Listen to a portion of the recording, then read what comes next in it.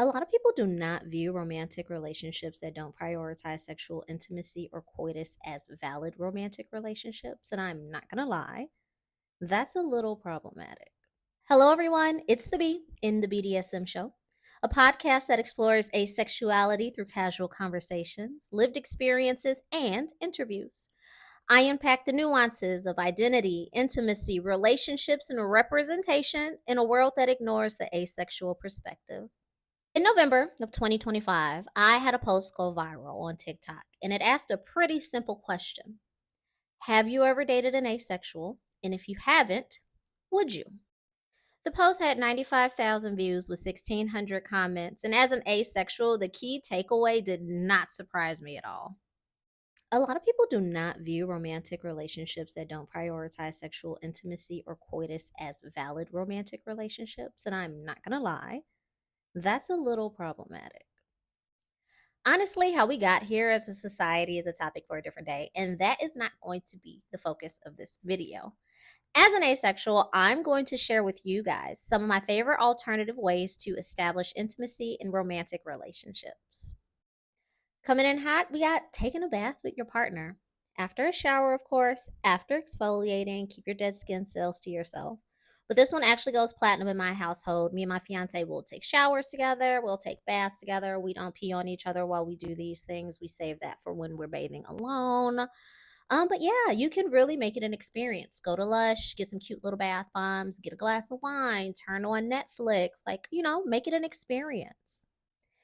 This next one is not my cup of tea, but I found it on the asexuality subreddit. And someone suggested that you set a timer for like 5 minutes or so, and then you just spend it looking into your partner's eyes. Yeah, I'm going to pass on that one. I don't need anyone feeling like they're peering into my soul. No, thank you. Next up, we got my personal favorite. You guys can read to each other. I do this a lot with my fiance as well. The last thing I read to her was actually Catcher in the Rye, and revisiting that as an adult is absolutely hilarious. Holden Caulfield is so cringe. It's like, wow, he's insecure, he's a pathological liar. And it's like, were we all like that as teenagers? And the fact that I had to read Catcher in the Rye in high school, it's like, wow, okay, shots fired, Mr. What was my English teacher's name? I don't remember.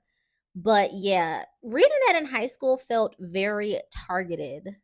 My fiance, she is an aesthetic girly. She's a Libra. She loves beautiful presentations of food and drink. And my main love language is acts of service.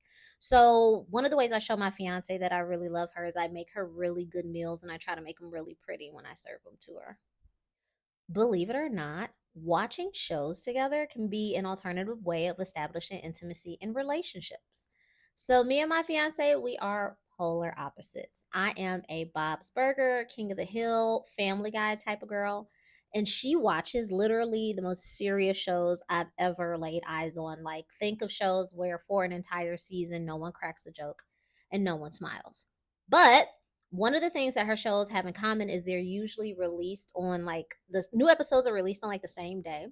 So we would make it a habit to watch all of her shows together like on a Friday, right? Make some snacks, get some wine, set some ambient lighting, make it super cute. We're cuddling on the couch, right? Just having a good old time, just enjoying each other's company. But that's another way to establish intimacy. Find something that you guys both don't mind doing, just doing it together.